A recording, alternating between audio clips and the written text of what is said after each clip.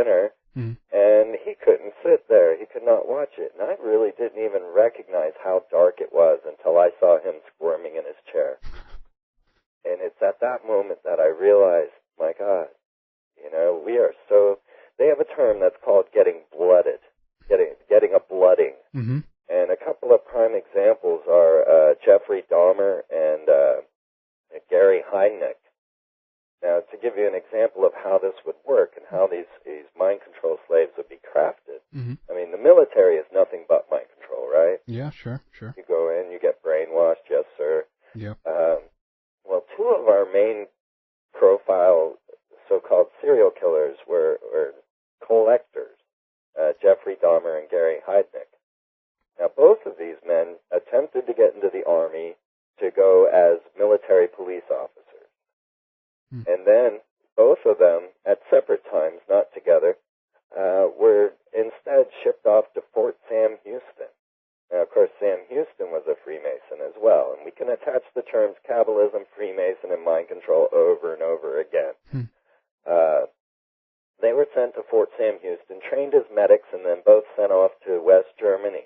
Now, these are at different times, but this is one of their mind control programs, and they send you through it, and then they go out to the West German and trained in the medics for their blooding is what it's called. And so they are desensitized. Well, this very blooding is happening to us on primetime NBC.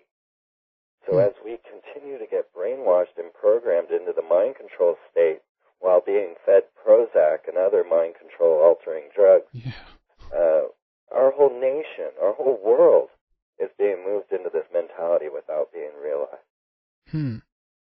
I mentioned Lindsay Lohan, and just to jump to how high this level goes, Lindsay Lohan wrote an erratic email to Al Gore saying, Al Gore will help me.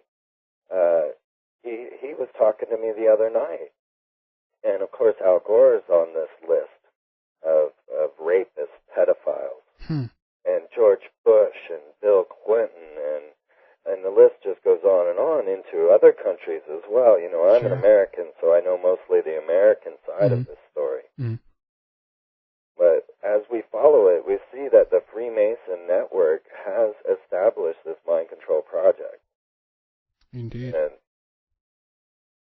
it's amazing. And I'm sitting there and I'm watching Al Gore win his Oscar, and I'm just thinking to myself, here we are honoring this pedophile.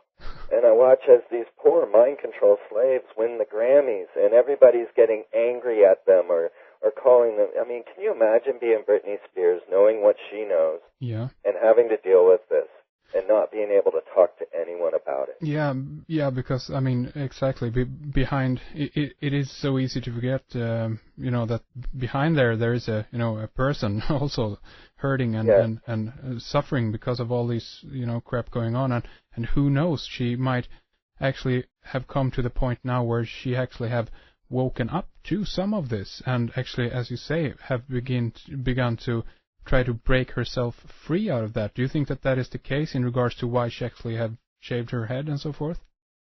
It is well known that by the age of 30, you start to break your programming.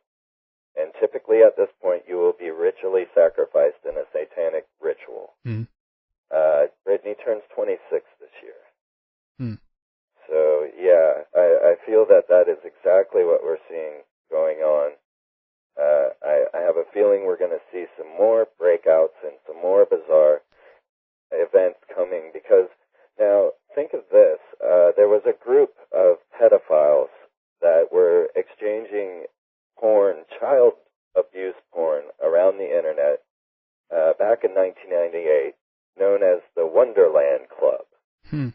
Now, they were named after the Prince of Pedophiles, Lewis Carroll, after his book Alice in Wonderland, which is just a pedophile mushroom trip. She just last month was checked into the Wonderland Clinic, Lindsay Lohan. And you can continue to watch, Brittney Spears was checked into the Crossroads Clinic, Eric Clapton's Crossroads Clinic. And the Crossroads is named named after Robert Johnson's meeting with the devil at the crossroads. Sure. I mean, this is all so open. It's so right in our face. It's astounding. And, of course, very obviously, Britney Spears' movie, Crossroads. Yes. Yes, you can go into the film. Well, okay, now, I brought up the butterfly effect in my article. Yeah. Here was another synchronistic moment for me. I'm doing the study. My roommates thought I was crazy as I was, just documenting everything going on in the court case with Anna Nicole. Yeah. And then that night, the butterfly effect came on with Ashton Kutcher. And I'm watching this film, and I'm thinking Monarch program, and I'm realizing that the butterfly effect is nothing but a recipe for trauma-based mind control. If you want to see the aspects of what trauma-based mind control is, you can go to this AOL Time Warner film and watch the exact programming necessary. Now, we're talking about rape. We're talking about child abuse, pornography, all the horrible things that we don't want to think about, and that actually go to the top. Well, it turns out that when we're looking into the occult aspects of all this, we're looking at what they're calling the moon child. And we find that Aleister Crowley was trying to raise the moon child, and he wrote a book on this named Moonchild. But its secondary name is called the butterfly effect. And what we have now is a line going down from Aleister Crowley to Jack Parsons, who was the lead scientist of Jet Propulsion's laboratory. So if you're wondering why Lisa Kukau is all of a sudden freaking out and going from, once again, Houston, another, the Freemason, Houston. Alex Houston was Kathy O'Brien's handler. Fort Sam Houston is where Jeffrey Dahmer and Heidnik come from, And the synchronicities are amazing. So, I mean... Lisa Kukau, the astronaut, all of a sudden goes on a mission of doom in diapers, straight from Houston to where? Orlando, back to Disney World again. Tell us about this, because I never actually heard about this news item. What exactly did she do? I'm using Nowak was I've got my Lisa Nowak. She is a space shuttle astronaut, and she, for no apparent reason, jumped into her car at Houston, and she heard running. She heard somebody coming after her, but she jumped into the car. Now, I haven't fully gotten into this story. That's why it's not added into the article yet. But she grabbed a bag with a wig and a BB pistol. She had some rubber hose, and she jumped in her car in diapers and drove the whole way to a lady Shipman's house, where she had believed that this lady had sex with another astronaut. Now, Nowak says that she wasn't even interested in that astronaut, which was, I have to look up the name, but nobody knows what set her off. Yeah, sure. And of course, NASA is completely wrapped up in this very same thing. Actually, our whole world is. That's the thing. Civilization was crafted by satanic order, evil, baby-eating, pedophile, satanic order. That's what our civilization is. I mean, this to me seems like the biggest, kind of harem yet. I mean, that they have the entire, mind-controlled, I guess, acting guild over there in some sense, in Hollywood with all the, models and all the, beauties that they, in quotes here, seem to be able to kind of pick and choose between. And again, we can go back to historical references like to people like Candy Jones and, of course, Marilyn Monroe. And we also have what she's called. She hanged out with Anton LaVey, the actor. Yes, James Mansfield. James Mansfield, that's right, yeah. So this seems to be have been going on at least since in the open in this way since the late 40s, early 50s, I guess. I mean, do you think that we could tie this back even further? Well, I believe we could track this all the way back to Babylon. Okay, yeah. We can actually witness the trauma-based mind control, at least assassins and the Templars. Yeah. But certainly the Nazis were well interested into the Egyptian mind control techniques. So we can go right back to the base of our civilization and follow this up to today. Mm-hmm. George Bush is nothing more than the Pharaoh of today. Sure, yeah. Related by blood. Now, another one on that list of presidential sex slaves, presidential model sex slaves, was Zsa Zsa Gabor, yeah. who also plays into the Anna Nicole story. Now, should we take on Anna Nicole, or we?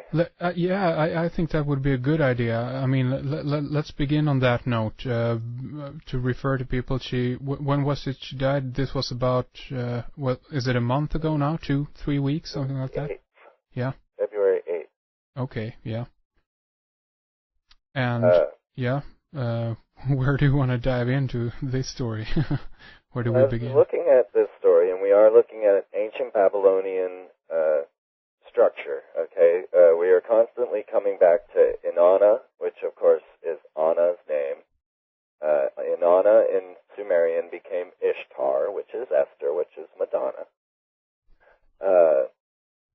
So we're seeing a recurrence of these themes. Now, one of the things that they did in the ancient days and still up till today, because this is, if Albert Pike said that Freemasonry is identical to the ancient mystery schools, and that this is the very thing that they did, was to sacrifice the firstborn child, and then to raise the secondborn as a ritual priest or priestess.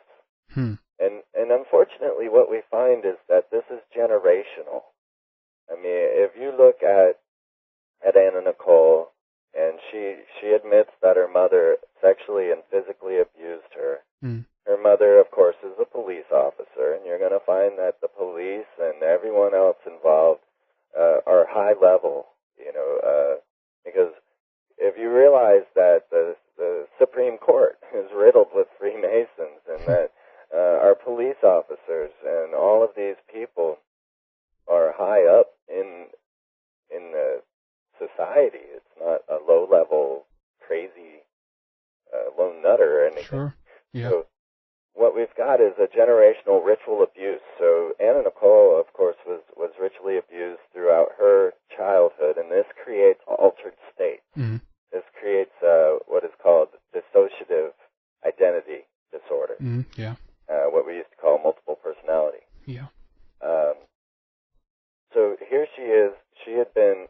They seek out these types. They know that they find out whose parents are pedophiles, and they seek them out. And it's actually the parents that end up selling their children off, just like poor Jean Bonnet. Yeah.